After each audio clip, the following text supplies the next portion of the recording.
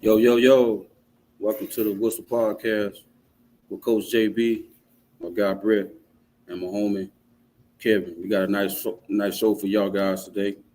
We got superstar coach, EYBL champion, two-time EYBL champion. Um, and then he's coaching Southeastern Prep. That's in Macon, Florida right now.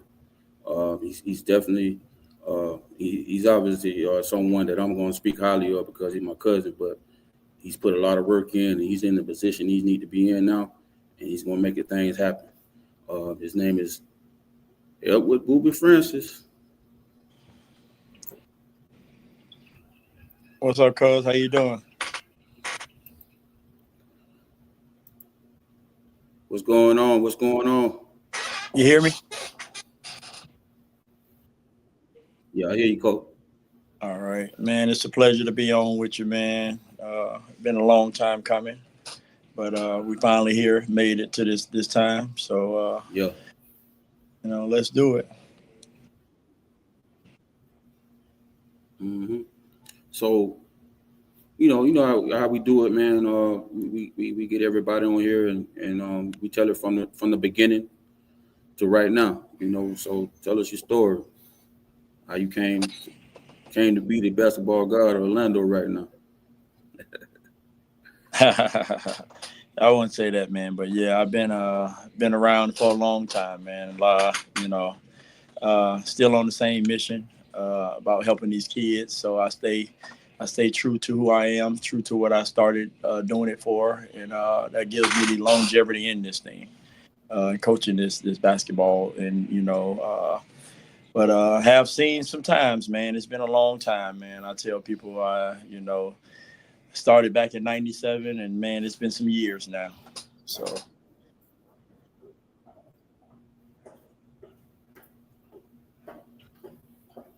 A lot of the guys say the guys that you coached over the years, man. You got an extensive list, man. Let the crowd know, let the whistles know, who you didn't touch. Oh man, this list goes on, but just kind of giving a rundown of some back in, with Brandon Knight, Austin Rivers, Trevor Lacey, on to the new guys, D'Angelo Russell, Joe Barry, Grayson Allen. It goes to Ben Simmons, Kevin Knox, Bruno Fernando, Jonathan Isaac, Tony Bradley. It goes to Scotty Barnes, Isaiah Todd. It's a long list of guys in there, and I know I missed some. I missed a lot, but just give the list of a lot of the guys that I have worked with. Yeah.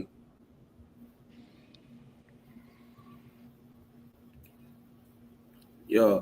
Let's talk about like the state of the game right now. And what I was hearing, I was seeing today, yesterday, Tracy McGrady was basically saying that uh, the situation with AAU right now it boils down to people playing, being in their place and not teaching the kids the fundamentals.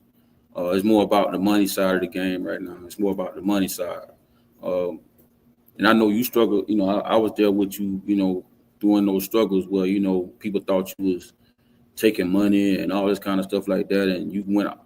I mean, I'm sitting there looking at this, and it's like you do what you did things the right way, and you struggle with that. So kind of give us a little synopsis on how you was feeling about that. Yeah, man. It was when I first got into that whole thing, man, and got into it with these guys, man. It really was a hard time for me because my name was being drug out there from some stuff that I know I wasn't doing. I didn't sign up for, and I didn't get into it for that. They were spraying my name as I'm taking money from kids. I'm selling gear. It was just the worst. I'm a bad person. It's all of this stuff. And it was dark times because I was struggling with the idea of, man, I'm doing things the right way and I'm getting the bad rep. And I'm watching guys and I'm separating from guys that's doing it the wrong way. And people like they're praising them. And it was a dark time And it really took me through a loop, man. It made me want to stop. It made me want to get out of it, because I'm like, man, I'm doing the right thing and I'm getting all the backlash. But what I did was, man, I just stayed true to myself, and I stopped trying to fight that battle, and I let God get that battle. I gave it to God and just said, hey, I'm doing it for the right reasons. Just continue to lead me, continue to guide me, and continue to show me, the way, and what you signed me up for, because getting into it, it was God getting me into it, because anybody that know me with me, I'm a football guy. I was born a football guy. I played basketball, but football was my first love. So, I asked God to kind of show me, lead me the way. And man, what he told me was he had to take me through that, because he had to build me so it wouldn't bother me. And it shouldn't bother me if I'm doing the right thing. But I had to be built up through God to just say, hey, continue to do what you're doing. So once he kind of got me through that time, I understood, why.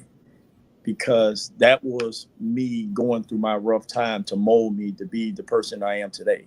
And I can stand for you in front of you right now and say, man, I did things the right way. I will continue to do things the right way.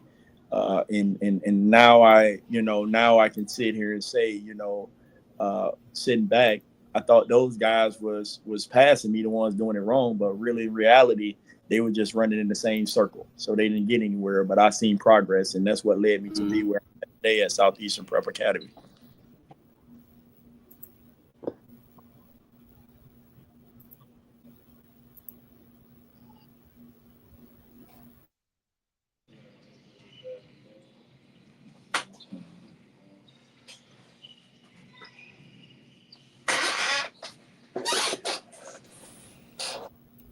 Yeah, we're just having a little bit of a bad connection. Okay. We're gonna keep it going.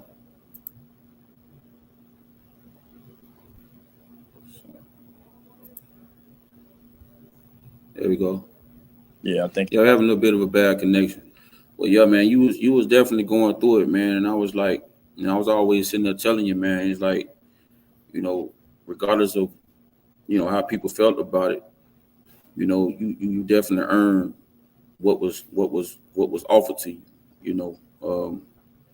And when I started my team, I felt the same way, but not on the same level as you, because you had a lot of expectations and you had a lot of hate. You had a lot of hate. It's like a lot of guys. I don't want to sit here and speak for you though, but I gotta make a testament, a testimony to it that you had a lot of guys that was sticking them knives in you, man.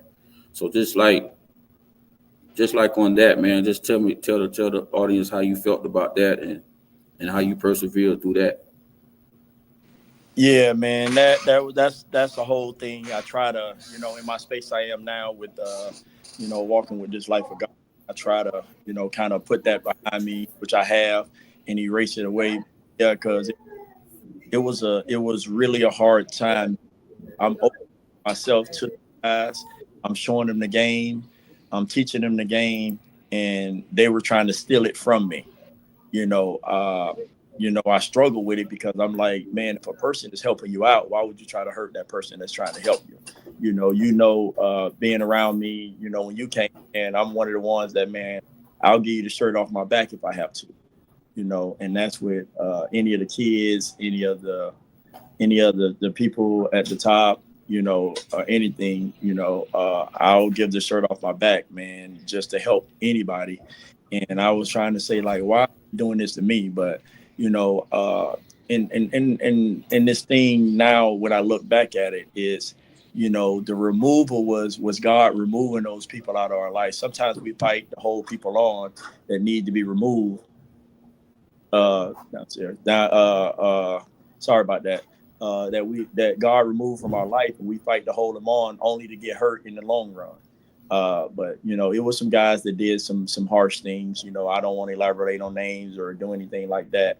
But it was a rough time, because it made me second guess.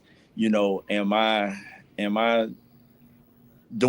being too nice, or am I overdoing it with myself? What is it? Like, if I'm giving you everything, like this guys that, if I had $10 in my pocket. They can get the last 10 out of my pocket. And then I'm like, well, why would you want to hurt somebody that's doing that? But, man, it's life. I was able to get through it. I try to erase that away from it, but it was some deep and hard times in my life because it wasn't who I was, but it was the image that was coming off because I was surrounding myself with these people.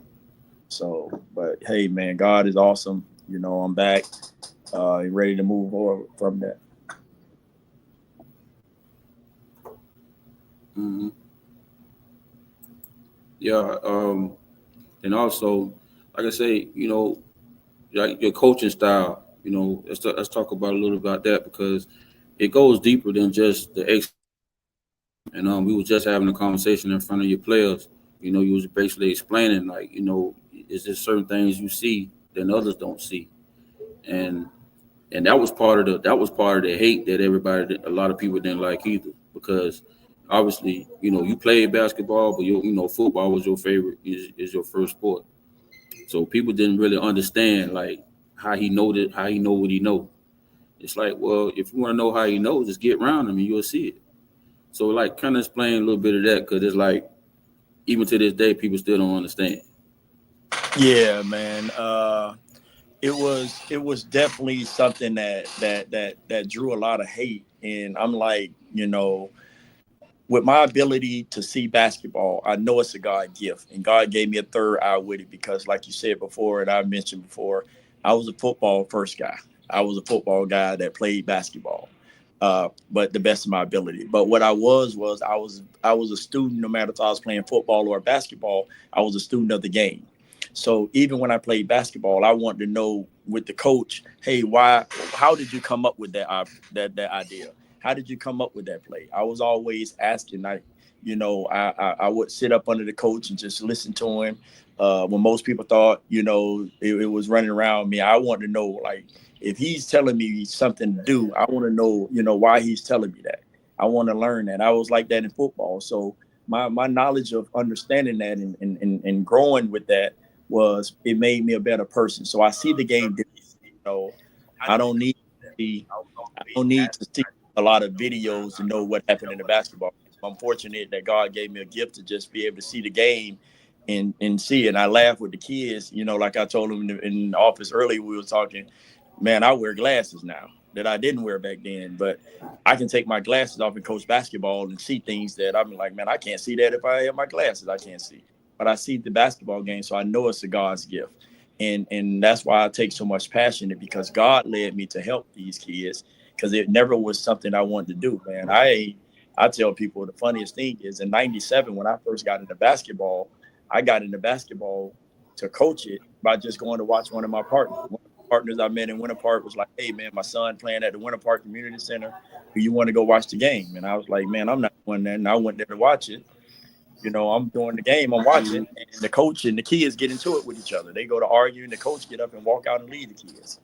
So I was like, hey, man, like, I asked the people, can I come down and finish coaching the kids? I just saw that the kids had a little bit of me in them when I was young and didn't understand nothing. And I was like, it's not like they're bad kids. It's just they're misguided. So, I asked the people, they discussed it and they opened up and let me do it. And man, that launched my coaching career in basketball. And I just stayed passionate with it. Those kids, the great outcome was we won the championship, in that league. And even the guy that walked away from it, he was like, Coach, I don't know what it is, but you got to be a special guy because these kids ain't act like that with you like they did with me. Like they was trying to tell me what to do. And I just told them, like, one thing I always do is I give the kids respect. But what I'm going to make you always do is you're going to respect me no matter what it is. It ain't got to be, where we got to be bumping heads. I'm going to respect you for who you are, but you're going to definitely just, going back to that, I want to get back to this is it's the same concept that I use today. I use that same concept, man. I sit and I learn my players. I understand my players, and we have those talks. Like I'm not far from listening to them because I was once one of those kids that needed somebody to talk to, and I didn't have a coach always to talk to in basketball, but I did have my football coaches. And to this day, I give them respect because they made me the man who I am in basketball, because they showed me how to be a leader at all times. Like, you're going to be a leader. You was born a leader. I never was a follower, and so with leading that, I knew how to lead young men. So when I get out there, I don't try to change who you are. I'm not trying to change who you're trying to become. I played at Oak Ridge. Anybody know, with Coach Ron Smith? He had a lot of top players, and we all know the Oak Ridge teams, from the Lonzos, the Pats, and the Gregs, and all of those guys that ever came through. We all know everybody in Richmond Heights that went to Oak Ridge can play basketball pretty much. But we just had a coach that didn't understand our culture, so he tried to change us to his coaching style instead of letting us be who we are, that made who we was, letting us play the game, So I vowed to always say, if I ever start coaching, I would never try to change a kid from who he is. So that's why I give the kids the open reign. I tell them all the time, man, I don't care who shoot the ball. I don't care about when you shoot the ball, how you shoot the ball. It's almost, I don't care about the offensive end, because I can get you a bucket. But on defense, we're going to buckle down and we're going to play some defense. We're going to guard our guy. We're going to lock in. We're going to communicate, not talk, because talking is, that don't communicate with it. So, but we're going to communicate. We're going to be aggressive. We're going to attack the boards. And that's my coaching style, is just letting the kids be free, within who they are, not trying to change them, just making them better men, and understand, like, no matter what happened on one end, don't take that to the other end, because once you take it to the other end, guess what? You just made a mess. But if I mess up on one end, guess what? I can clean it up on the other end. And that's what I try to take to all my coaching with any kid. Like I tell them, I open up and let them be who they are. So when you walk in here, I'm not saying, hey, we finna run this and you got to run this. And my coaching style. You gave me a book and we laughed about it because it was the triangle offense. And man, I know you probably don't know, but I did go through that book. I studied it, and man, I made the triangle something that we ran, where where Scottie Pippen saw it. He was like, man, how y'all don't remember that in Smith Center? He was like, how y'all know that? But it was something that I took from you, because you was deep into it, and you was like, man, you need to read this, cause read this book. And to this day, I put that in. That's my offensive set now. We don't do the whole, we don't have the MJ type, but we have it where the offense is open and is flowing, where, we always under space and understanding. So, that was something that I really appreciate that you helped me with when you gave me that book with Tech Winners, because it opened up my coaching, my coaching ear to say, hey, man, I can learn from anybody, and you did bring a difference to me. And just saying, hey, coach, just read up on this, because it's gonna help you, and it really helped me. So I appreciate that.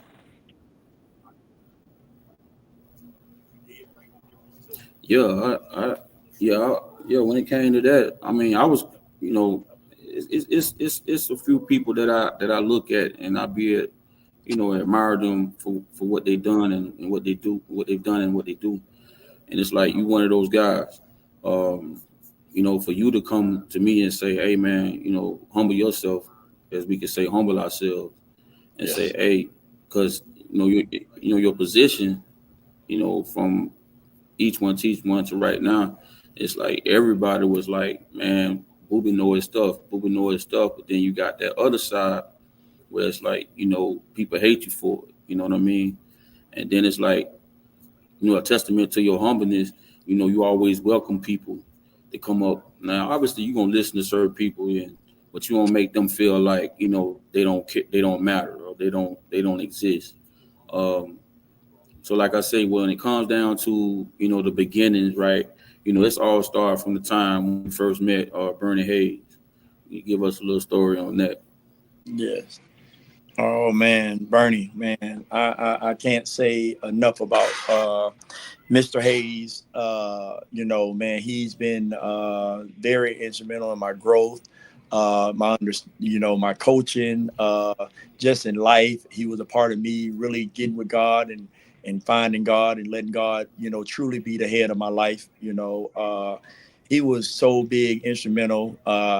And I do want to also give a shout out to TJ, Theory and Joseph, which he was the guy that kind of helped Austin kind of opened up and allowed me to come in and help out.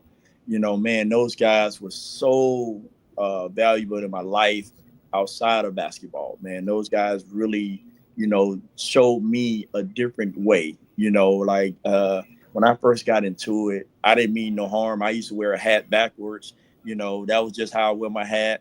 And I'll never forget when Bernie called me over and he was like, "Hey, coach," he said, "I know you don't mean nothing by it, but," he said, "but just perception wise, when the coach, you already young and they see you with your hat backwards and this and that, they're going to get a bad perspective of you. They're going to think other ways." And he was like, "Hey, if I was you, I'll just take the hat off and just be who you are. You don't need the hat."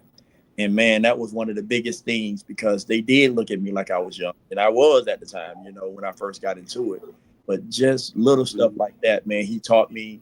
Bernie Hayes taught me on Sundays, man. We used to, before the Sunday game, we go read the Bible. He'll let us, each take turns reading the word, and then he'll preach about it, and that was him, man. He wanted to always lead with God before we play. After we play, we're going to pray. We're going to pray in and we're going to pray out because we always going to have God in there. He taught me about the fellowship. It's not about wins and losses, man. God gave you opportunity to go out here and fellowship with somebody. Let's go out here and enjoy it. So it was a lot of that. And then, man, with Theory and Joseph, TJ, man, TJ gave me the calm demeanor of just saying, "Hey, Boobie, man, don't let it bother you." Nothing bothered him.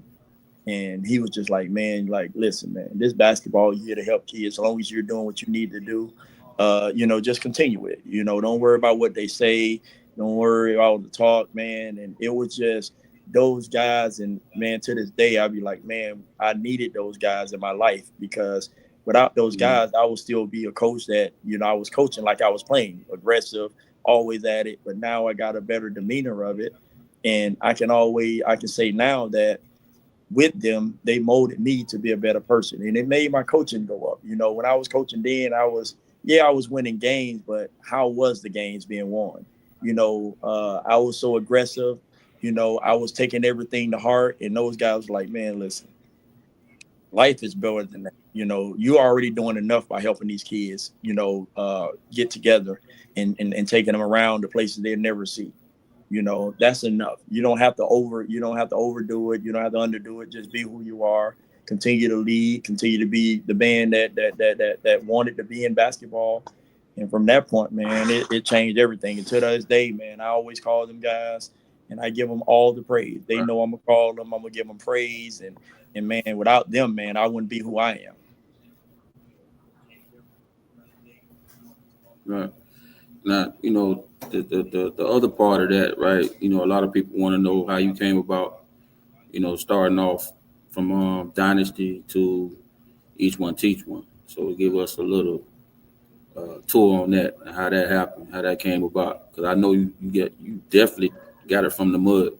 I remember coaching against you one time in Edenville. Remember when we was in Edenville, we had the little tournament. I think it was the Edenville Day or something like that. Yeah. And if anybody would have known, Boobie gonna talk noise, man. He gonna find the edge. He gonna find the edge to get in your head. So I gotta do that. So it's like if you really don't know the person, like you really know Boobie, you'll really take what he say to heart. You know what I'm saying? But that's what he wants you to do, though.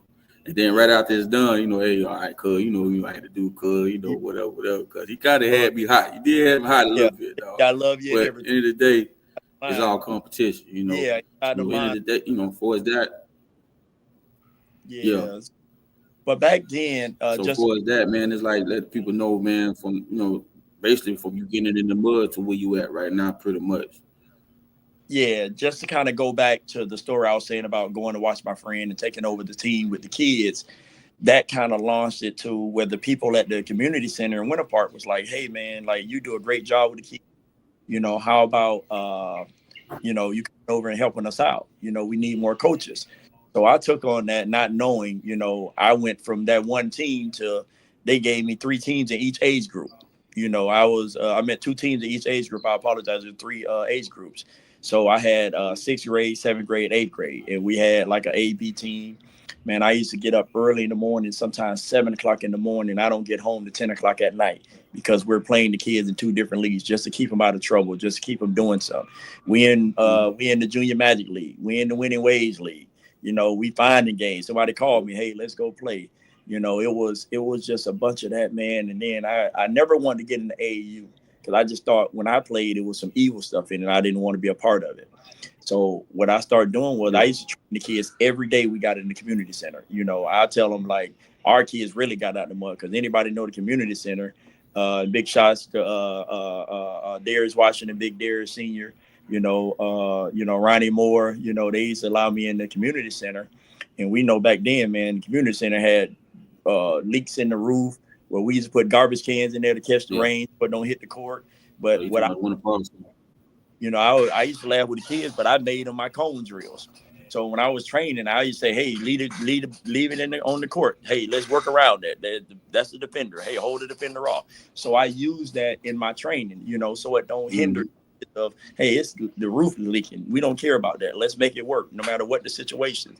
I was in time with those kids, and I took them to Mercy Drive. We didn't have a gym. We were supposed to work out at Northwest Center, and when it came to it, they had something going on. They double booked. So, man, I took them outside to Mercy Drive. We outside practicing. I used to go the same thing, like Smith Center. We went over there one time to practice, and it was like, well, the gym was double booked. Hey, let's go outside. So it was a real grind with those kids. And then when it came about, AU, I was putting them on different teams. Hey, man, go play with this guy. This guy asked me, hey, can I get this kid? And I was sending them different ways. So what happened was the kids were having bad experiences. So the parents started calling me like, hey, you ever thought about just coaching? Please come coach. So I just got tired of my kids going and things aren't right. And I'm like, man, these kids happy over here. But then when I see them on AU circuit, they're not having fun. So I took it upon myself to just kind of, ask God to lead me, give me the strength, give me the funds, show me the way. And, man, that became, the startup of the dynasty. When I first started, we had Winter Park uniforms where we used to have the right markers on them, put the numbers on them with markers. And I was fortunate enough to walk in a office. I heard a bunch of no's. I was asking people, we don't do it. We don't want to do it. Excuse me. And there was one guy, Mr. Stan, and he was like, man, just go get with my secretary and tell him what you need. So at the time, I was a Carolina guy. I love the Carolina colors. So now that's what we're going to do. So when I ordered the uniforms, I ordered North Carolina colors and, and the baby blue. And we became, just a little backlash of the dynasty. Back in the day, the Pro-Am Team Dynasty never played. When I was little, I used to run up there and sell candy and make money and do the score and everything. And that's how I fell in love with Dynasty because those guys were tough. They were good. And they really, played hard and together. So I was like, man, that's going to be the name of my team if I name them Team Dynasty because I want to play like that. We want to play hard. So that's how the Team Dynasty came about. That's actually my dad played for Dynasty. Yeah, and I used to run up there all the time when I was a little kid. Just I want to go see them play. I'll never forget with Team Dynasty. Eddie Newell was God bless the dead. My niece, my sister. Yeah, so man, well, we were just trying to figure out who that dude last name was, man. Yeah, Eddie Newell, man. That dude there. Hey, I used to love watching him play. Backboard, remember? I used to love watching him play. He was our neighborhood Stacey Augman. So Stacey Augman. Yeah, long, athletic, had a lefty, you know what I mean? So it was just some things that I just put together, man. But I was fortunate enough to find people that sponsored. And man, with those little teams, we really put our map. I went around the world with them. I played some top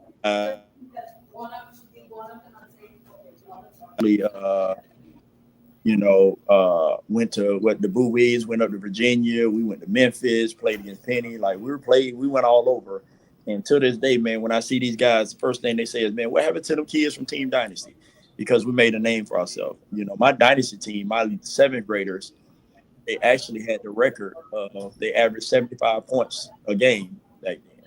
My eighth grade team had broke the record at Disney, where we were the only eighth grade team to play 16 10th grade Division I and win the championship at Disney. So we had some runs with that team, man, and that's how it became the each one thing was TJ was like, man, won't you come over here and help us out? And and I just kind of converted my team each one teach one. So once TJ stepped down, turned the team over to me, and that's when I took each one teach one on to make it what it is now or what it was today.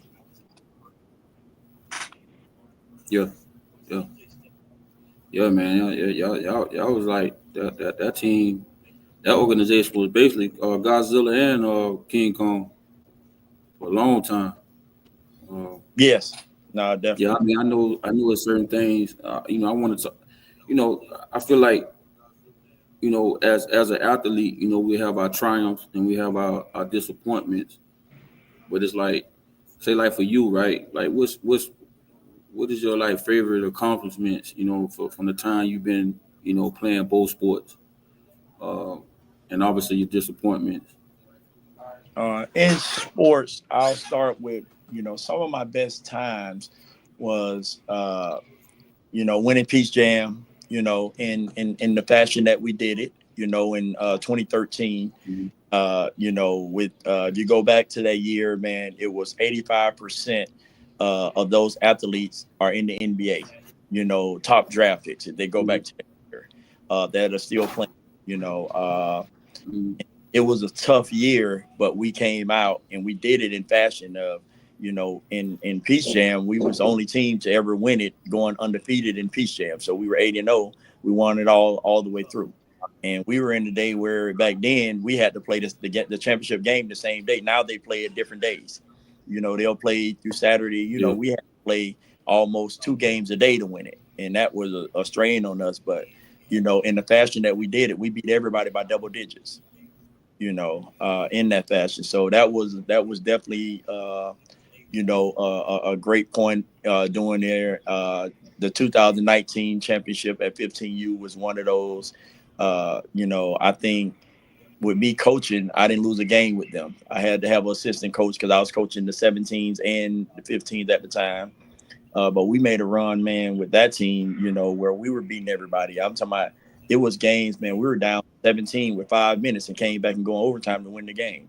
So, those kids played so hard and so the 13, the 19, disappointment was the first one I come about is the COVID year was a big disappointment because I had we were putting together a powerhouse team, and I hated that those kids didn't get the opportunity to finish their year.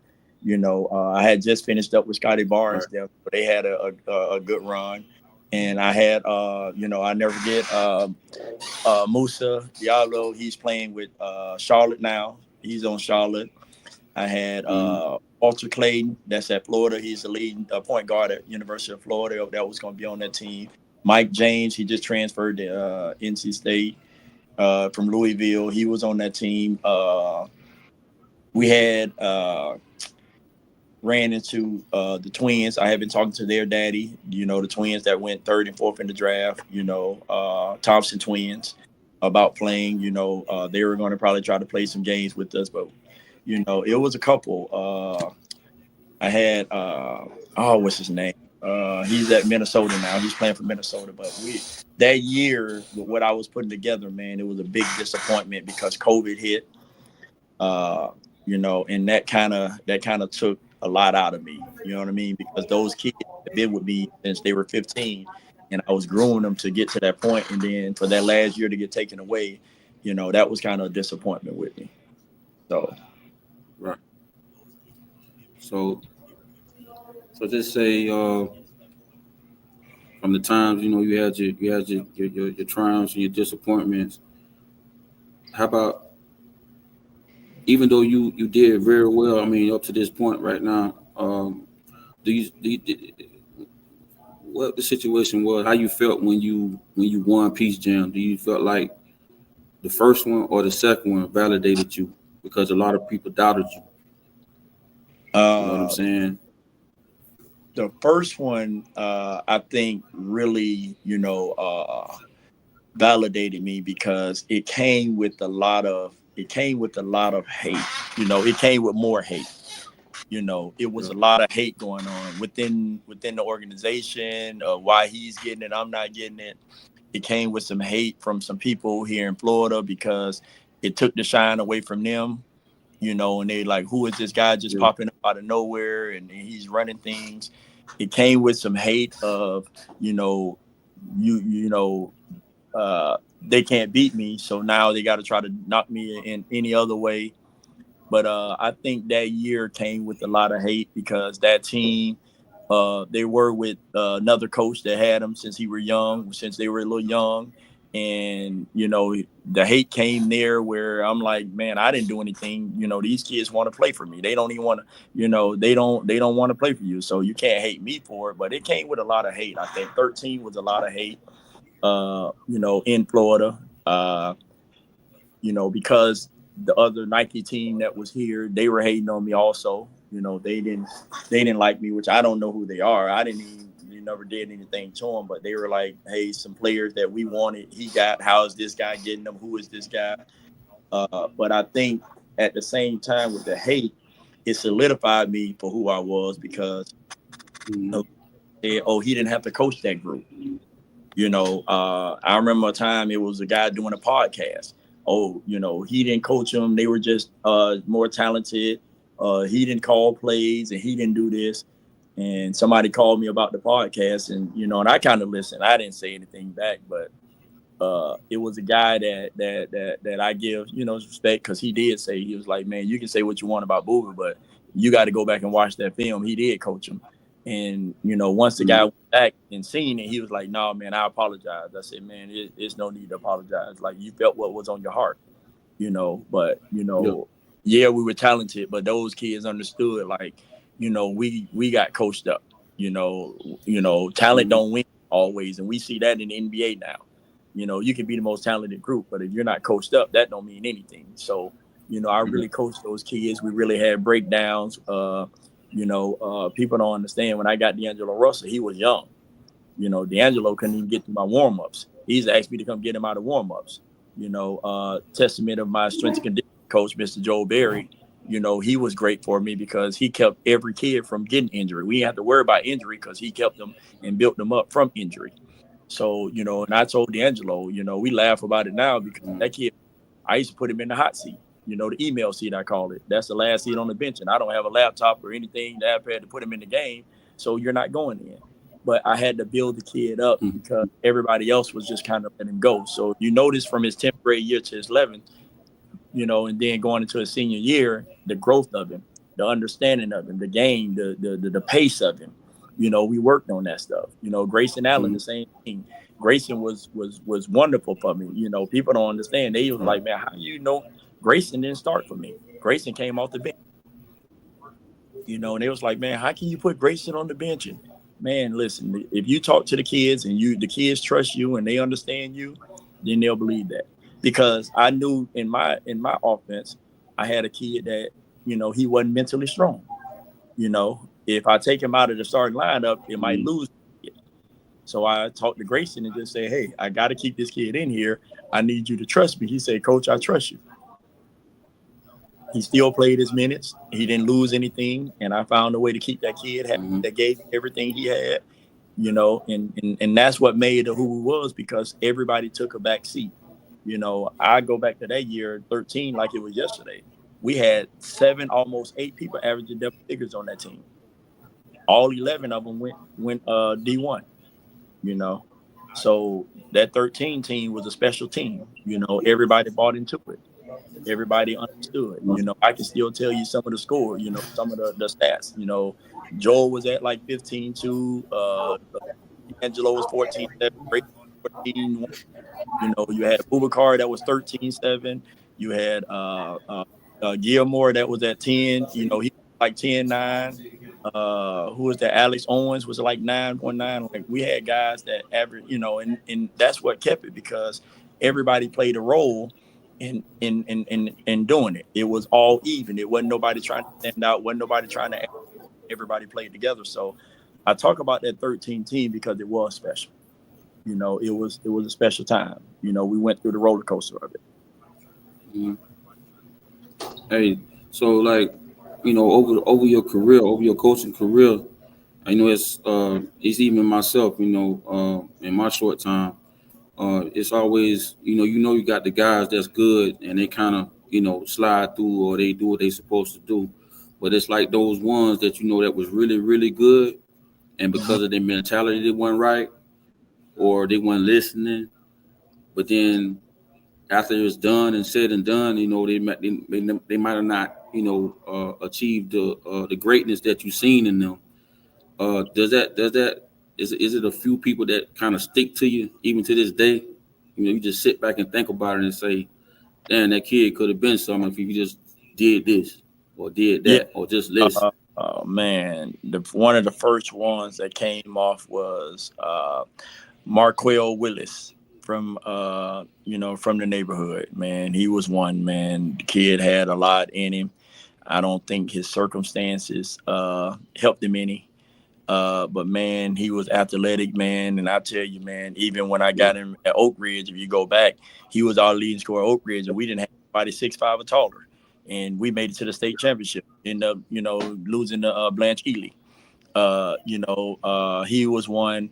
Another big one was, man, that really hurt me was Alex Owens. Alex yeah, Owens also came in from town, from Bradenton, came up to Orlando, played at Oak Ridge. Man, all the ability in the world. Alex was the youngest kid on the 13 team, and he was so good. Nike made him play up. They wouldn't let him play down. The kid had everything you need. He just didn't have the mindset of it. But man, those are two that really just came, right off rip. That I knew had the ability to do what they need to do, and they just, the circumstance didn't prevent it for it. yeah. You was on point on that, man. I see Markel a lot of times, man. I walk in Walmart and he be with his family and stuff like that, and I just look at him, man, and we'll kind of like look at each other and you just see it. You know what I mean? Uh-huh. And that's why we tell guys, even to this day, right now. I was just having this conversation not too long ago. It's like it's hard trying to achieve your dream when you got to take care of a family. Yes. You know what I mean? Especially like guys that's in the sports. You know what I'm saying? And I'm not advocating. I'm not saying this. Don't take care of your family, but you got to be smart. Uh, Not everyone gonna have that Savannah James. Yes. You Yes. know, you know what I'm saying? And go take care of your business, and if that love is there, if it's really there for y'all, it's gonna happen. You know what I mean? But when you have that baby, man, everything changed from that point. No. And so that's why I say, I mean, I know you didn't have plenty of those type of conversations with kids. Uh, I mean, how is it that and also with you, you always had the ear of the kids, you always had the eye of the kids. It's no way you could have walked in the gym, any gym in the country. You know what I mean? Pretty much any gym in the country. Uh, your name went from east to the west and south to the north. You know what I mean? So you walk in the gym and you got all these coaches that at one time probably had a lot more accomplishments than you, but I don't really think it was about that because I've seen it for myself a few times. People just knew when you walked in the gym, man, them kids just flocked to you, and I think that just really added to the hate. What you feel about that? Man, because that you just hit it right on the head. Is it's it's uh it's one a gratefulness with God, uh, thankfulness of being that person. Man, I remember I used to walk. I was walking through a gym and somebody took some pictures off guard, man, and it just had me walking through the gym. It was at the Smith Center, where I all started at, and I was in deep thought because I'm like, man, I remember as a kid when they was first building the Smith Center, I was running up there happy to have a gym we can go to because back in the day we only had outside stuff. So when they built the Smith Center, man, that felt like us, that gave us the outlet. Yeah, And then me back coaching and I'm walking through the gym and I'm, and I'm in deep thought. And the person that took the pictures, I appreciate them because it caught me in those moments. And they didn't tell me they were doing it. So it wasn't staged, it wasn't acts, it wasn't anything. And when I was walking through there, in the moment I was walking through and I was saying to myself, I said, man, people think I'm cocky, man. I'm not cocky, I'm just calm.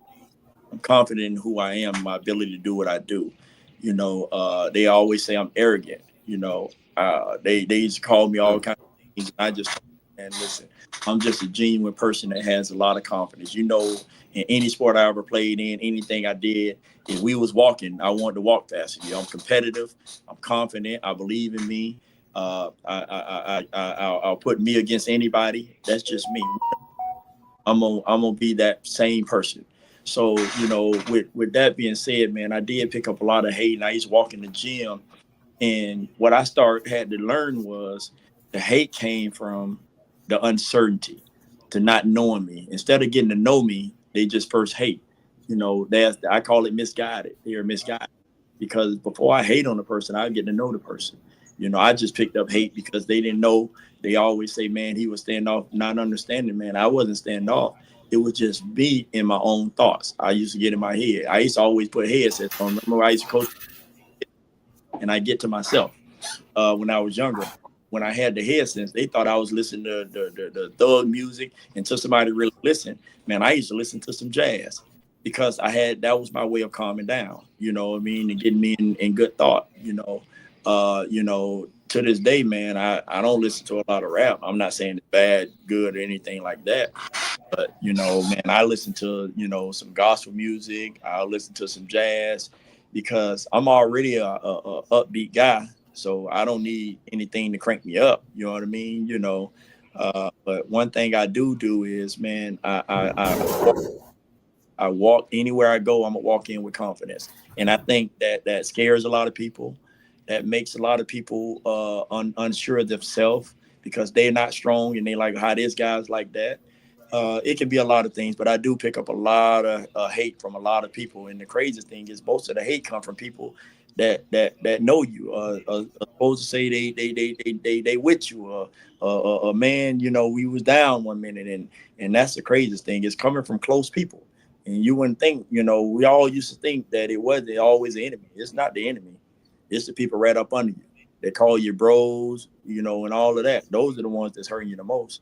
So I had to learn that, man, and that's why I just kind of separated myself a little bit, and just became the person that I am by just saying, man, listen, I don't need that confirmation from anybody. And I think that's what, when I was young, I was always searching for confirmation, but as a man, I don't need that confirmation, man. I just believe in yourself, just do what you need to do the right thing, and just trust God. So that's what I move on now.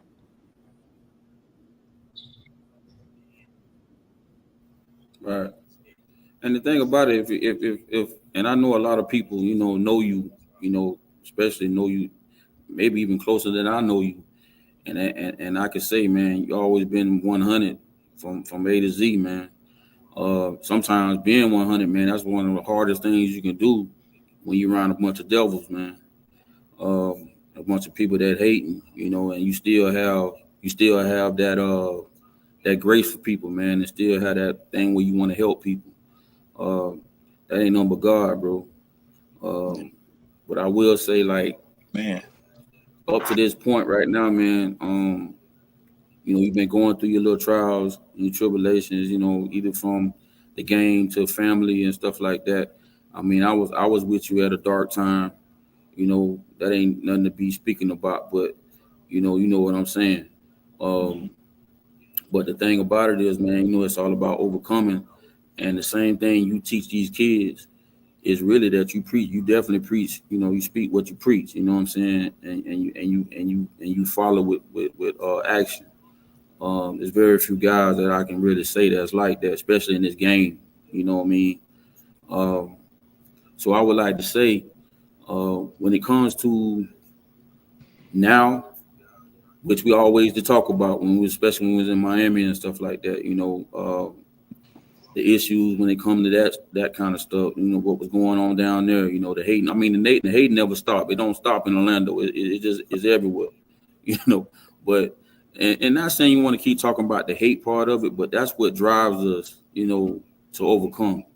that's what make You know what I us. mean? Because if you can't use that to overcome, man, it's like what else? What else is it? Um, good is good, but what I used to always say to you, I say, hey, BOOBIE, man, it's coming, man, it's coming. And all the opportunities I thought that was real opportunities for you, you already know. You seen it and you used it for what you can use it for. But you say, "No, Jay, that ain't it. That ain't it. That ain't it." And I'm sitting there like, man, come on, man, because I want to be there with you. You know what I'm saying? But it's like, it was a frustration about it. But at the same time, I understood.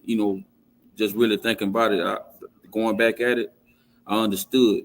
So like right now, up to this now to this day, when I heard that you was here, man, you had this opportunity right here, I knew this was it, because I always say, man, just go ahead and get your own, man. Don't worry about piggybacking off this and this and this and that, because all people doing is just using your abilities, Yes.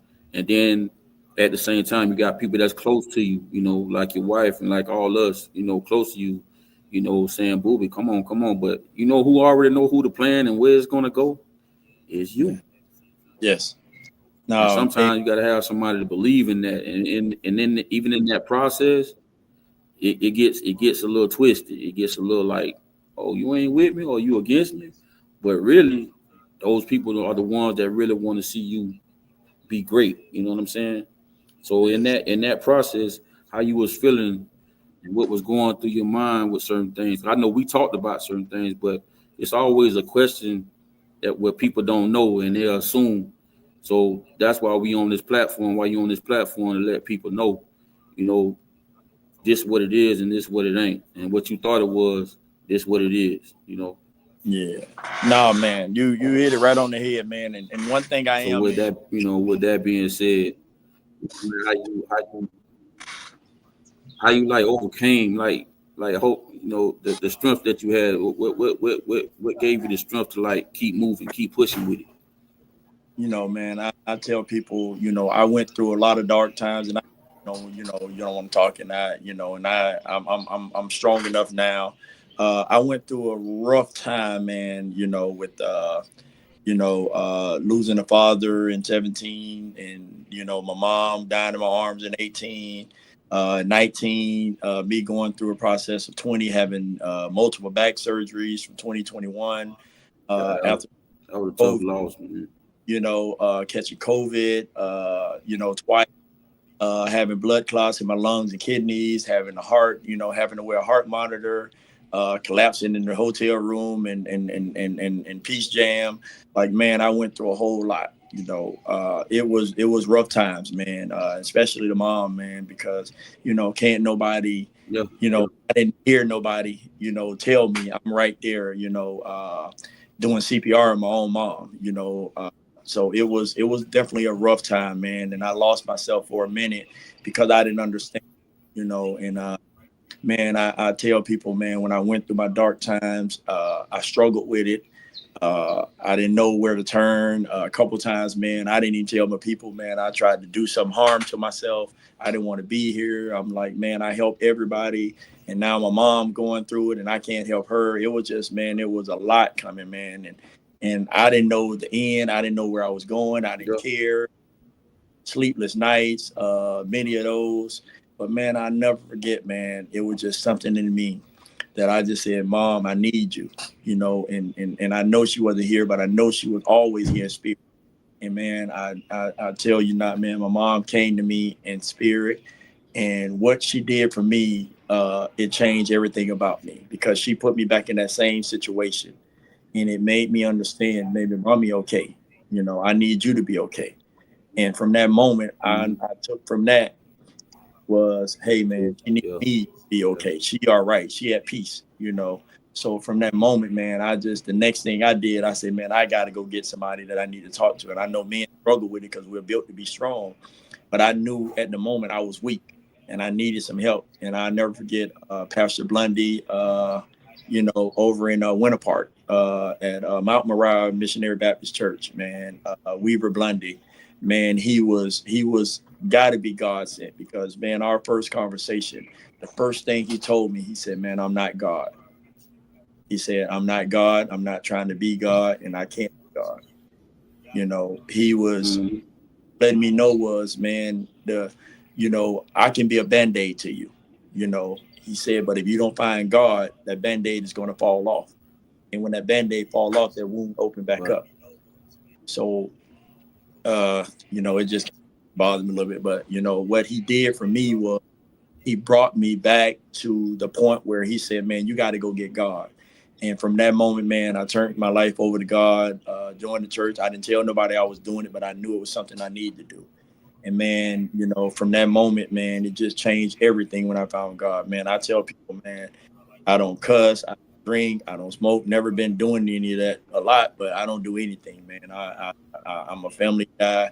It made me closer to my family. I started changing my family life because I was taking them through the ups and downs with me going through it. So, man, one thing with me, I'm an open book. Me and you never rehearse none of this. So I don't want people to think that I'm just saying this on rehearsal or, this is just me opening up to let you know who I am and what I'm about. But, man, it was real dark times, man. And I don't know,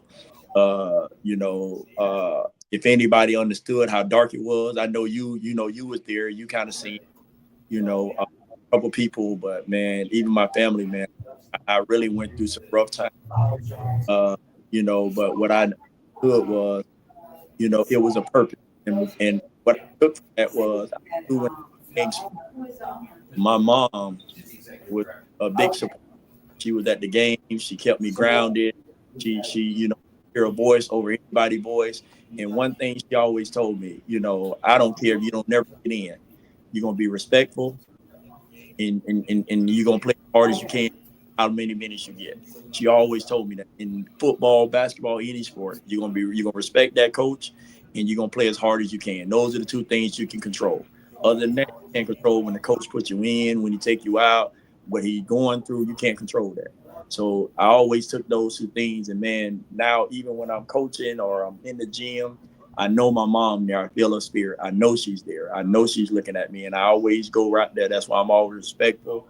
And I'm always teaching the kids to play as hard. And I go as hard as I can. I still live by that thing of I know she's in there. So I'm, while she's watching, I'm going to do what I need to do. All right. So now, like to the present right now, like the situation here at Southeastern Prep. Definitely, man, it's definitely been a blessing. Definitely been waiting for you. It was just a point of just getting led in the right direction. It seemed like it just fell in your lap. I know there's a lot of things that was in preparation for this, and especially the things that you went through. People don't understand. People think when a lot of bad stuff happens to you,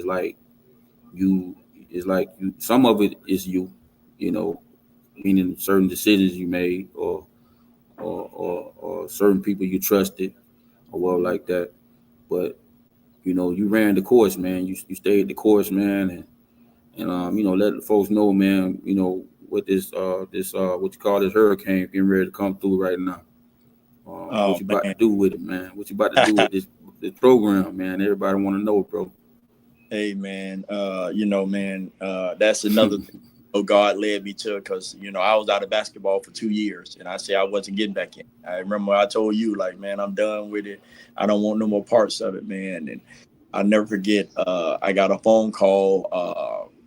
I got a couple phone calls for this, but I didn't know. From a couple guys like, man, we need you over there. We need you over there. I'm like, man, I'm not into it. I don't want to do it. Just a lot of different things. But man, I came up here for an event for Scott Golden. I'll never forget. He called me to say, man, get out the house and just come up here. We had RDV. That's what he called it. But, Genesis is what it is now. So I came up here, man, not knowing, not looking for a job, not wanting to coach, not anything, man. And he called my name when I walked in, and I'll never forget the owner now, which is Miss Dominique Booker. She heard him call my name, and she came over and she was like, "Boobie," and I was like, "Yeah." She was like, "You the ghost everybody been looking for." So from that moment, it was, me and her, start talking. She had went through some dark times and was going through some things, losing someone real close to her. And I was going through it, and man, I just went home and kind of prayed on it. And man, it was just, it was something that I said, man, that's where I need to be. When I got back up here, we sat down and the first thing I told her was, man, I'm gonna bring something here that money can't buy. People can't tell you about, just the presence of me, because I knew this was a place that I've been searching for, a place where I can just say, hey man, I can open up and spread my wings and really help people, help kids, open up the opportunity. And man, it was just destined for me to be here, because that's the only way that led me here. But now, man, this opportunity, I tell people what they gave me, man, it is truly a God's gift. I guess, this God finally gave me the reaps, the benefits of what I went through. He said, I don't took you through enough, man. Now let me give you what I had in store for you. So I know this is God just saying, hey, man, if I didn't take you through it, you wouldn't appreciate what you have now.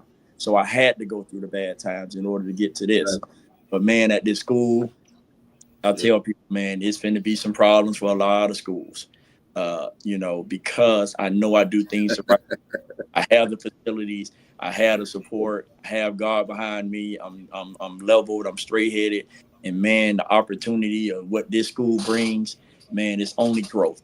It's only opportunity. It's only upside. Everything is here. The support. And she's wonderful. She opens up. Giving me the opportunity as director of basketball operations / national coach. As this moment, we are. Next year I'm probably going to be looking for a national coach to lead it, to uplead it. But as of now, I'm doing a national team.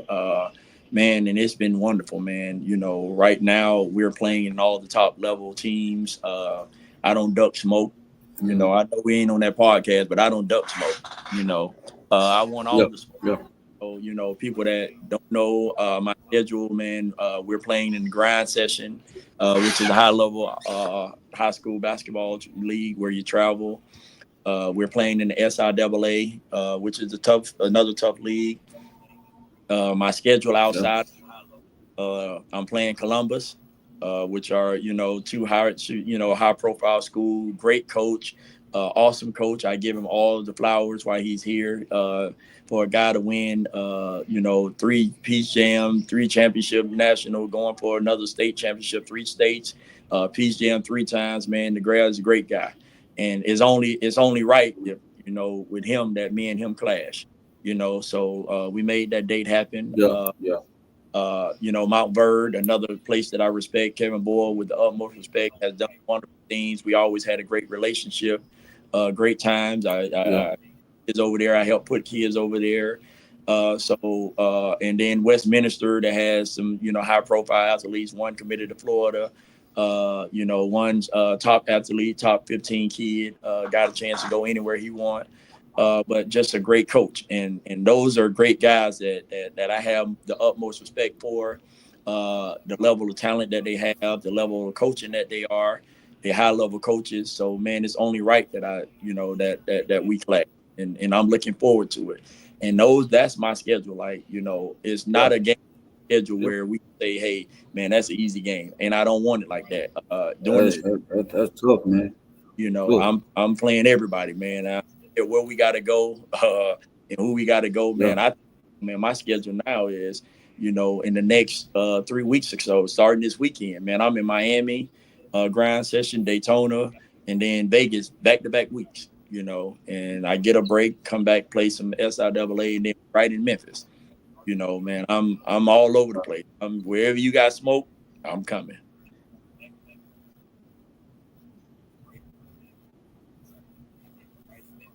Right.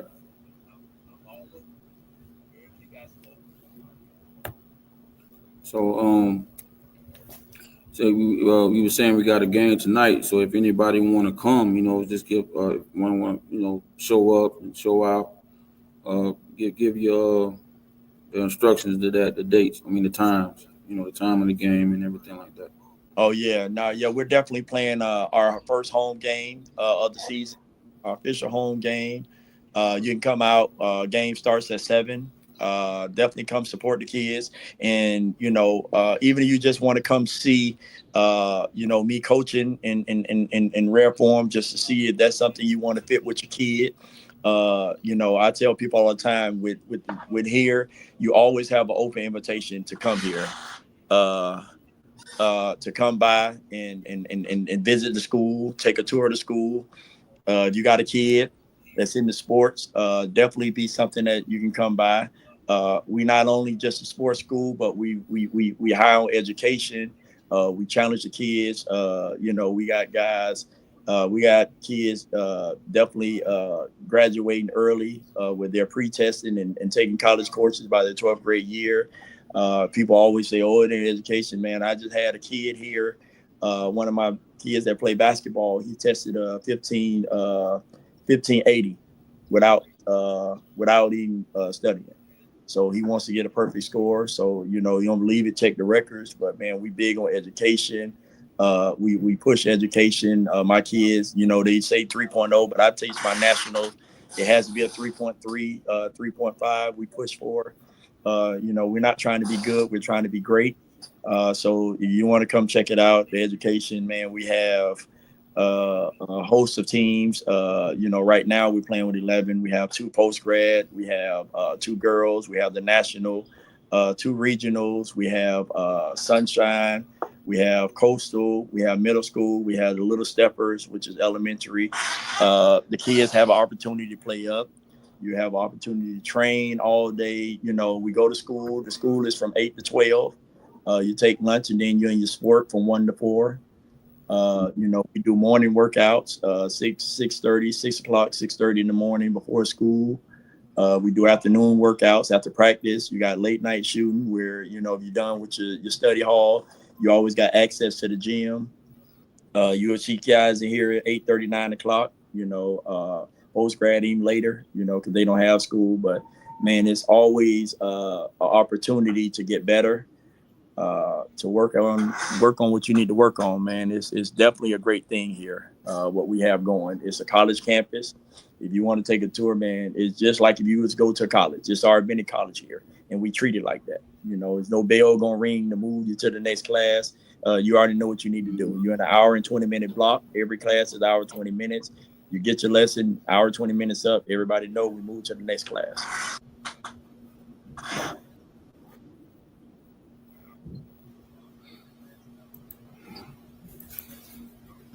Yeah, definitely. Hey, if y'all want to come through, show some support and love to the son, man. The son of one part, the son of Richmond Heights, man. Definitely, man. This definitely been an interview I've been wanting, get you on and really tell your story, man. This ain't gonna be the last one. This ain't gonna be the last one. Just a start, There's gonna be plenty more to come. Yeah, I got a lot more to tell, man.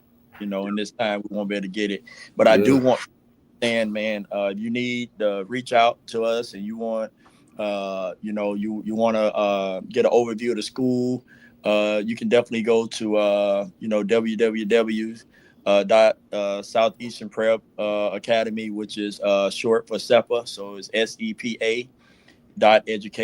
You can go there. So www.sepa.education. The address here, if you want to just come take a tour, you just just come up here, 8701 Maitland Summit Boulevard, Orlando, Florida, 32810. The phone number here, if you want to reach out, you got 407-960-6009. Again, 407-960-6009. It's different ways of finding us. You can go to the website. We do take Step Up. We are a Step Up school, which with the approval rate is real great. But man, we got all the opportunities. We even have a limited help where we can kind of help pick kids up to help them out. We're trying to go above and beyond to give these kids the opportunity to understand the growth and how it's supposed to be in school. I tell people, man, when I seen this, I wish we had it back when we were coming up. You know what I mean? The opportunities have, man. We had this, man. It'd be a bunch of pros around here. We just didn't have the opportunity. But now, with this here, man, has that. We have the facility of, of a college. We have the main court, which is NBA facility where Orlando Magic used to play their summer league and practice before they built the new arena. So we do have an NBA court, one of the only schools in the area with a true NBA size court. We do have a gym that's right in the same parking lot, right around the corner, and we also have two inside courts that we have access to through Genesis. We have a hot tub, cold plunge, recovery room, therapy. We got hockey, we got golf, we got tennis, we got racquetball, we got baseball. We opening up soccer. We're working to do football. Like, we're really opening up a lot of different things, avenues. It's going to take some time, but man, we got a lot of room for growth. You can start learning your swimming lessons here. It's a great thing. We have right now, we do have kids here they play football. They can go here. Since we don't have a football team, they're able to go to other schools and play football. But the education here is great. The focus, because what we do offer is small classroom settings. We don't have the 30, 35 kids. We push no more at the max of 15 kids in the classroom. Most of them have 12. At the max is 15 kids in the classroom. So you have your focus of the teachers. They can really help you. They can learn. You got areas of growth in the education where you can speed up the educational, in that. If you learning at a higher level, that's where we're going to teach you at. We're going to meet you wherever you are. But man, I just love the opportunity that we have. I love the area we're in. We're in a great area in Maitland, Florida. The facility is right off the highway, east or west. Man, it's just a great thing, man. And I'm blessed, and I know it's a blessing from God that He put me in this situation. So I'm thankful, I'm grateful, and God, God be the glory for this. Right. So I want to ask this one last thing. Well, maybe I got two more questions. And it's pretty much obvious. What you think about the situation with the NIL and how it's affecting not just the game, but affecting households, impoverished households right now? Oh man, it has its good and its bad takes of it, if you're doing it the right way. But man, right now, I would say, man, it's hard because you want these athletes able to finally start getting some just due that college has been getting from them from years. People, high school, everybody's making money, but the player that's playing, you're getting out there and you're playing, but what's coming to you? You're just making the universities, the high school, you're making them money. So I'm all for kids being able to finally take advantage of what they are and who they are. But the evils of it is some people aren't using it in the right way. Some people are separating guys with it. They're using it in it, because what happens is, for the love of money, it becomes evil.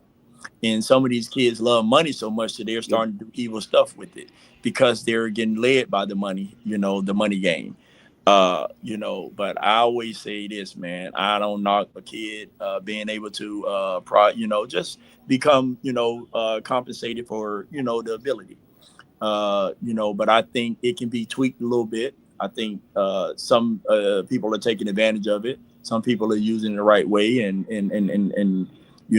it ain't for me to say, hey, don't do it like that. I'm not the judge or the jury, and I never judge anybody. But I'm just saying, like, for me, I do see some good in it, but just being real, there's some bad in it too. And I'll tell you like this: it's just like the internet.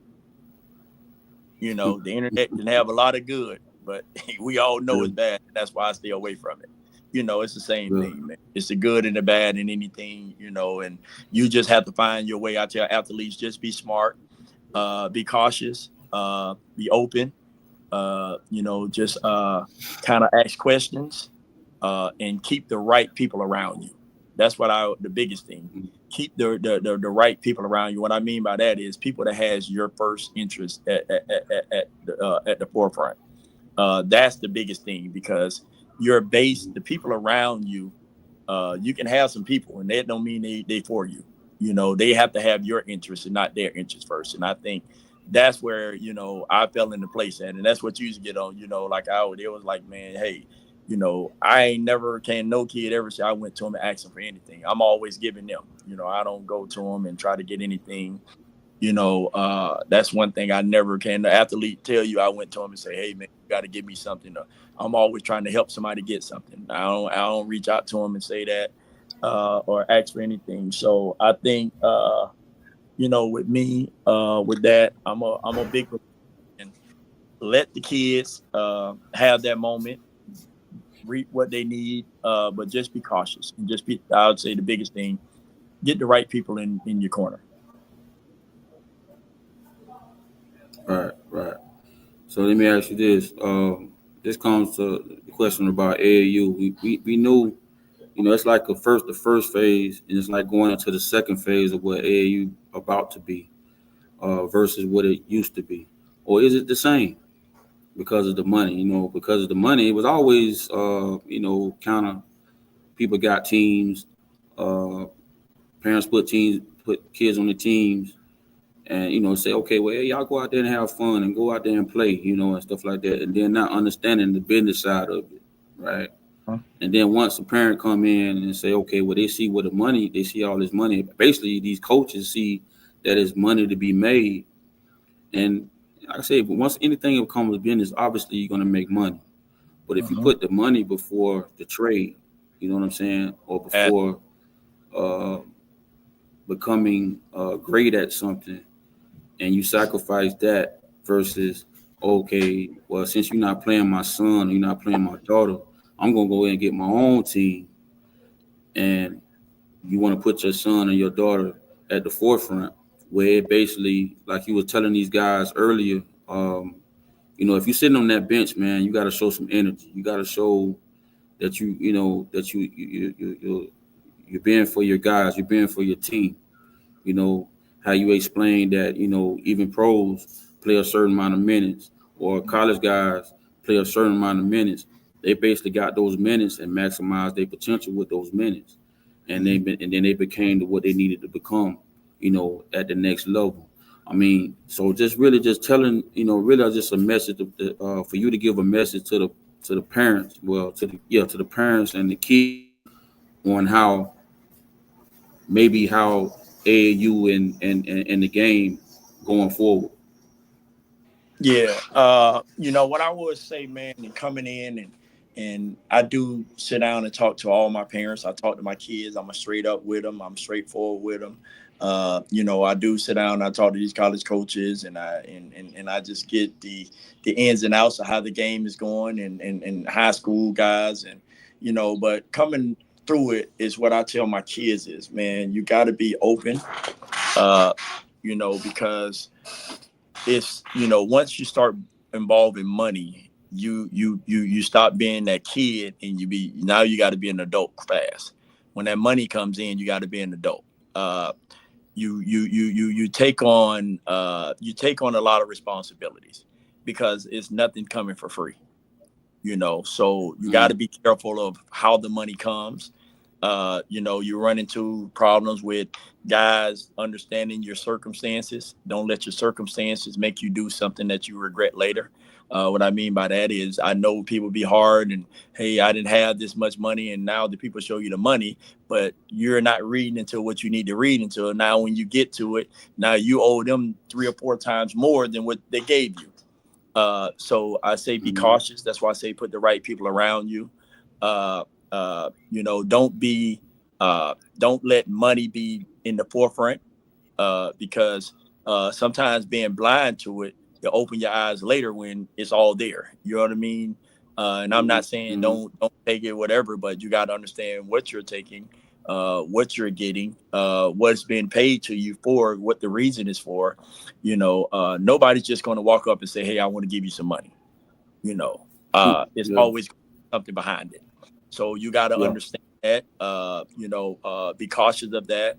Again, I can't stress enough to get the right people around you. If you don't know kids, if guys just walking up to you and they're just trying to start money conversations with you, be very cautious. Go get an adult. Let an adult find out. I tell you, man, in all my life, can't no kid ever say I walked up to him and tried to have a conversation with him. You done been around me and you know that. One thing with me is I'm big on is, man, I want to talk to that adult because that kid don't have no say so. That kid will say yes to you, and the next person come gonna say yes, and because they don't know, at the time they don't know, and they're just being kids. So, any college coach know you can't call me unless you talk to them parents of that kid because that's their kid. I work through the parent. Anybody knows me, anybody been around me, I work through the parent. I'm going to be transparent with all parents. I'm going to let you know what's going on. You'll know everything about me. If you know how I am, so you was coaching with me. What I say, man, no matter what I give you, if I give you the money and you got your team and you're on the road, all I do is ask for a receipt. Make sure we keep track of that because that's what starts getting funny with people, the money. I'm always big on receipts because, and I'm an open book, man, I tell people, man and woman can't, they can't bless you. They can help you, but they can't bless you. Your blessings got to come from God and God is always looking. God is always judging. So, he sees all, knows all, hears all. So, man, I stay true to that. So even when nobody else watching, I know God is. So I'm always do the right thing. But none of these kids, man, and I stand on that. I believe in that, and they understand that, man. Not one time have I ever got anything. It's always the kid first with me. I'll push them. You don't have to give me anything. I do this because I genuinely care and I genuinely want to see this growth. I tell them all the time, man, I do this to help you change the circumstances of your life. Kids grow up in bad situations, bad circumstances. You don't have to stay there. But in that process, those are the ones that get taken advantage of later. We all know the good athlete don't have a good base sometimes. Some of the best athletes don't have the best base. The best people around them. You know what I mean? They don't have the best people around. And sometimes the people that are around are trying to see where they can put their stamp on or what they can get out of it. And those are some of the ones that put their self before the kid. Because I done been in my circumstances long enough, I found somebody that can help. You have those people. So, man, I tell you, as a young kid, I know, I don't want to force religion because I ain't always been the religion person. I done went through my times and did some things that I regret. I ask God to forgive. I know he's forgiven me for stuff that I have done. But as the man I stand before now, I tell the kids, man, you got to stay prayed up. Just pray, for God to put the right people in your life, to put you in the right situation, man. And he hears you. Just send that prayer up to him, man. And I guarantee he'll answer it. But it's rough out here for the kids, man. I will say, man, and that's why I try to talk to them. I try to guide them in the right way. But man, that money game, it gets evil of it, man, because it's a lot of money in basketball. It's a lot of money in football, but it's a lot of money in basketball. We all know. And it's becoming a hot commodity because of the airplay, because of the visual, like people say, man, football guys make money, but with the helmets on, you don't know who they are sometimes. You know what I mean? Baseball players, they wear a little hat, so, you might know some of the guys, but you don't know them like that. But in a basketball, everybody knows you. You're an open market. You're open to everything. So it comes with a lot. It comes with pushback, not only just, from your people that's close to you, man. It's people at a distance, man. When you get to these colleges, man, they got angles. These guys ain't making the money they want to make. So some of these assistant coaches, man, they might push you toward their people. You know what I mean? Hey, go over here so I can get a cut. So it's always a lot, man. I just say, man, just stay prayed up. Trust God. Let God be your guiding force, your leader. Let him guide your steps. Let him lead your direction, man, and you'll be fine. Right. So in ending, man, what message that you can give to the kids today for them trying to, chase the dream and just as a person in life? The first thing I'm gonna say is it's always, I love, ball, they was the BBB, but the BBB that I believe in is books before ball. Always, keep their education at the forefront. Continue to work. When you think you're working, that means you're not working, because hard work is endless. If you're trying to get to where you're trying to get to, you got to outwork the work. So it's never, man, I'm too tired. No, man, you got to keep pushing, because guess what? Somebody else gonna be doing it. So I say, hey, when you think you're working enough, you're not. Because you shouldn't even be thinking about working enough. You got to overwork. You got to put in overtime. If it's something you want to do, man, I was telling my team the other day, I said, man, listen, you know how many people love basketball? But it's not a lot of people that understand, man, you can't just love it, man. You got to fall in love with it. It got to be something that you, every day, you got to know that I got to put into this. It's just like in the marriage. And man, listen, if you take days off of your marriage, man, your marriage gonna start going down. It's an everyday thing, because you're constantly trying to keep up with you're growing, and you're changing, and that's basketball. Things are changing, things are growing, so you got to put the extra work into it. It's a whole grind of, man, every day I wake up, I got to put these hours into this. Every day. It's not a day you can take off, because when you're not working, somebody else is. And I think that's where the key falls short, because they don't understand the work that it takes. Some of the kids want the benefits, they want the shine from it, but they don't want the work from it. You know what I mean? So I tell them all the time, you got to outwork the work. Don't let don't never sell yourself short. We always talk about now, man, I don't never say good morning, because now you waking up to be average. When God gave you a chance to hit that ground, man, that's a great morning. So I lead with great morning now, because I done been on the other side where, I didn't think I was going to be here. So, man, I always say great morning, and that just leads you on your life. When you wake up and you walk out the house, man, you want to be great. You're not going to be good. So let's be great, and that's what I send to my kids. That's what we strive for every day. And man, we all know it's gonna be times we're gonna fall short of the glory of God, because we're not perfect. But man, one thing he would never do is he never knock somebody that's working hard.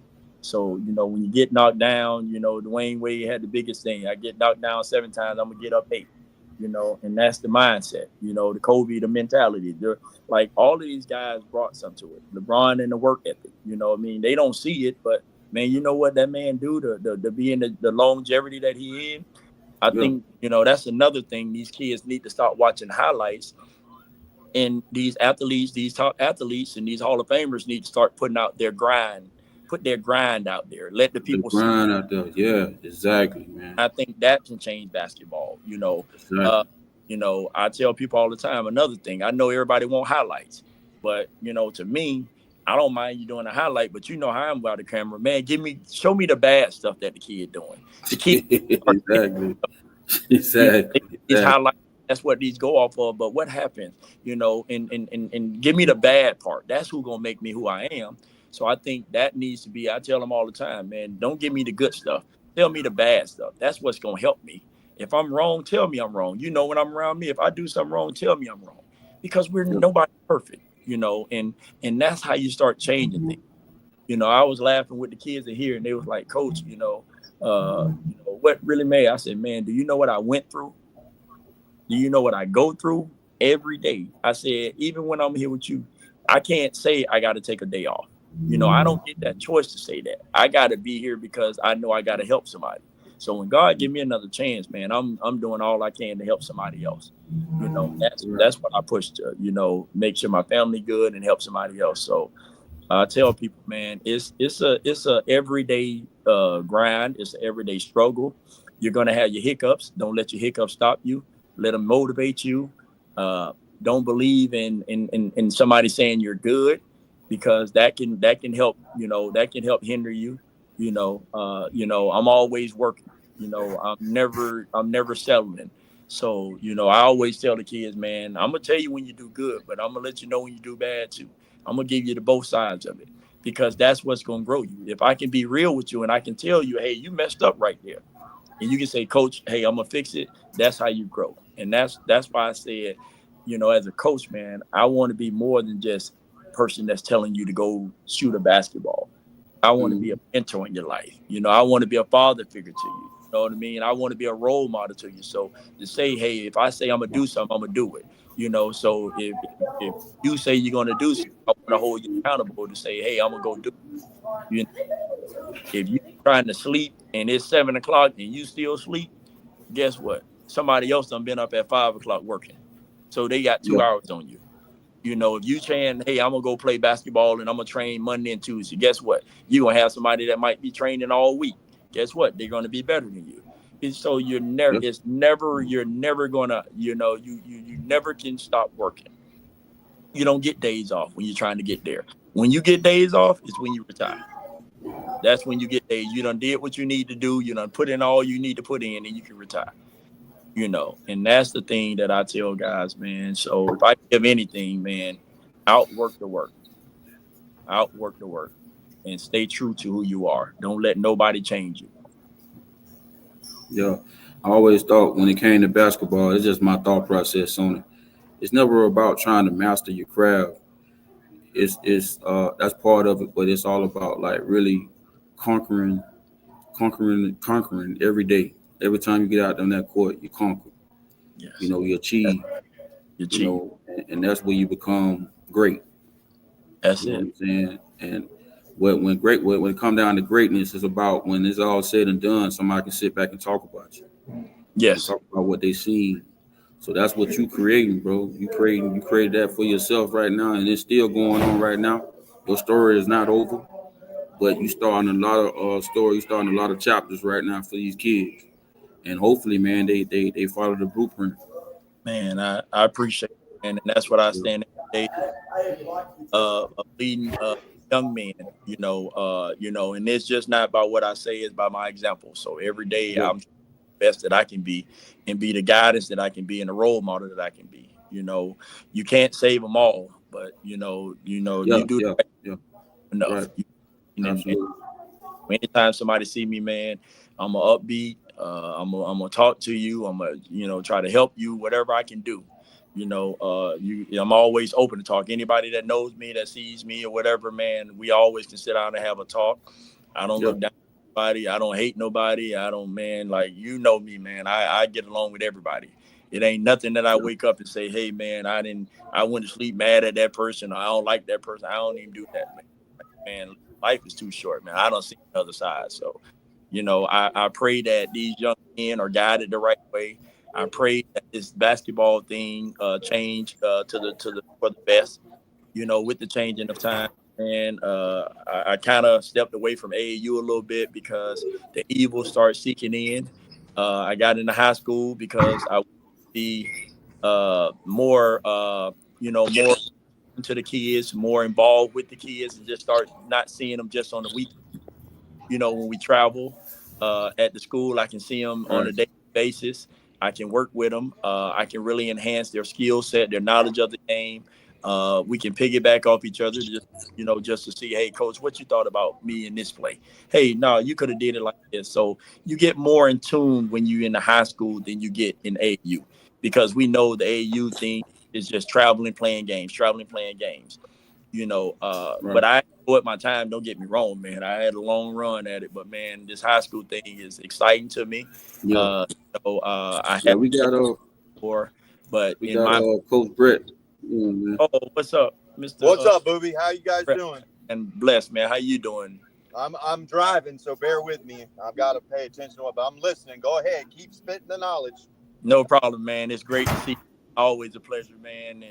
And with you from the moment we first, talked, and JB Yep. brought you around, man. You always had a great knowledge, great respect for you, man. You know me, man. Anybody that know no basketball around me, man, we can sit and talk basketball for days, Yes, sir. Yes, sir.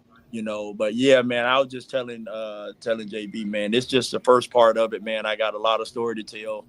People always mess with me now, like, man, why don't you write a book, man? Because you done been through a whole lot. And I just tell them, man, the book coming, Yeah. the book is definitely coming, man. We'll be coming back on here too, sharing that about the book. Like, man, look at this book, because I done seen it a lot, man. I done been through a lot, I done did a lot, man. But, I tell people, man, when I walk in a place, it's going to be respect there because I give everybody respect. I don't care who it is. If it's a little kid, man, I'm gonna give that little kid respect because it don't hurt nothing to respect somebody. Exactly. Yeah. It don't nothing. It don't cost Right. you nothing. It don't hurt nothing. To much is given, much is earned. So when I get respect, man, I get respect back, man. And you know that, JB. Anytime you go, man, even when people you be like, man, such and such, I be like, man, listen, man, he don't know no better. We done had them talks, man. He don't know no better. Let him go. Yeah. But that's just me, man. I became a whole different man. Man, God has been truly working in my life. Anybody know me, man? I was, I was, misunderstood. I wouldn't say bad. I'm gonna just say misunderstood. I just needed that true guidance, and I think that's what the kids do for me. I think the kids give me that guidance that I need. They set me free because I know once I'm dealing with them, I got to do things the right way because I'm leading them. So, I need kids just as much as the kids need me.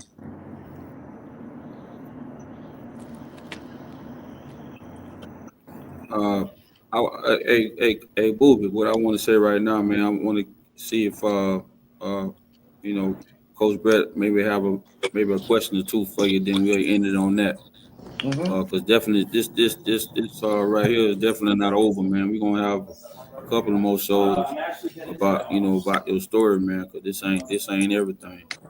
But hey, Brett, if you got a few things you want to ask, man, ask them right quick. Because you know Yeah. you got to get ready for the game later on. If you could go back, Boobie, what would you tell your younger self today? With the game, with just everything. Like Uh, what you've learned in the last 20 years, if you could go back and tell your younger self when you were just starting in the game, what advice would you tell yourself? what I would tell myself to me is, for one, patience. Yeah. Patience. The other, it would be seek knowledge. I think that's where we lack the knowledge. Right. Uh, uh, and I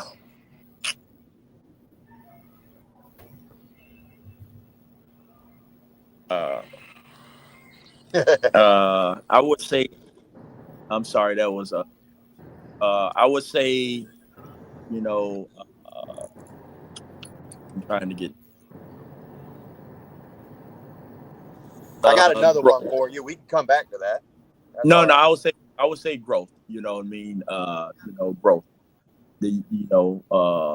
I grew after I was done with it. My younger self. If I would have grew up, mature a little faster. I would have a chance to be coming back to say, hey, I just retired from the NFL or the NBA or something. You know what I mean? Right. But Exactly. I Exactly. yeah Exactly. Right. have the Right. growth Right. in me. I was still young minded, just running around. So I would say that's a big thing with me, growth. All right. Do you think you listened to a lot of people when you were just getting up in the game of coaching, or did you think you did more of your own? I want to do my own thing, or do you think you listened and tried to seek knowledge from people that are already ahead of you in age and have been around it a while? I would say I always been a student of, even when I played. I always been a more. Right. More with me was trust. Trusting that what people going through. Hey, I think that's where I would lack the trust. You I heard people, but when I didn't trust, I I didn't listen to them like I should have. You know what I mean? That was the thing. The trust. Gotcha. Okay, Jay. If you guys need to wrap it up, we'll go ahead and do what you got to do. But I jumped on here yes, the kind of kids late. just came to the door. Yeah, no, the kids. Sorry, we got a game. But no, those great questions, man, and I definitely want to do all of us. Uh, the older, more stable. I have hit my growth. I'm still learning. Don't get me wrong. We never stop learning. So I'm always. But what I do is I listen. I listen more, and I trust.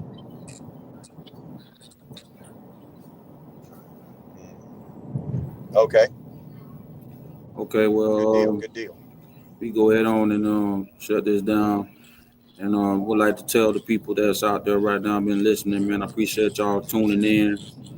And we definitely gonna keep this going. This is episode 21. The Worcester Podcast, the Southeastern Prep head national team coach, Coach BOOBIE. Hope everybody give him a hand. Yeah. Thanks for coming on, baby. No, I Appreciate it. and what you got. Thanks for coming on, cuz. No, man, much respect, man. You guys are doing something great, man. Continue to do it. I can help you with it. Let me know. Will do. Thanks, baby. You're welcome. And good luck today. All right, I appreciate it. Get on out of here. All righty. I gotta go get some eat, bro. All right, cuz. All right, cuz.